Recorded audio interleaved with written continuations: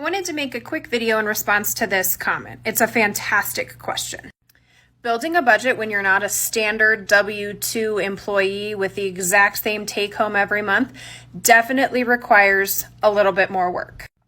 I will also say that the answer to this question will change just a little bit depending on how long you've been in business. If you've been in business for at least a year, then I would recommend for sure using 12 months worth of data. If you've been in business less than that, just use as long as you've been in business. Ideally, you're going to take at least 12 months or all of the months of your business and add up how much you've made in income and then divide that by however many months you're using. So let's say you've been in business for a year and you've earned $60,000 in income. That's about $5,000 a month. Now you know what your average is going to be, so now you need to account for the months that you don't make your average. This is where I would recommend having a separate pot of money in your specific situation.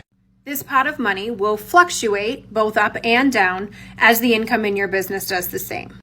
So for example, let's say that this month you only earned $3,000 in income instead of the $5,000 that your budget is built on. You would go to that separate pot of money and take $2,000 out. Now you have the full $5,000 that your budget is built on. Now, next time you have a month where you make more than $5,000, you need to replenish the reserve account that you borrowed $2,000 from. Ideally, you want to replenish at least $2,000. This is one of those gray areas in finance where you're kind of doing some scientific hypothesis. After you've had a budget in place for 2, 3, 4 years, this will get so much easier because you will now know how often you borrowed versus how often you replenished your reserve account.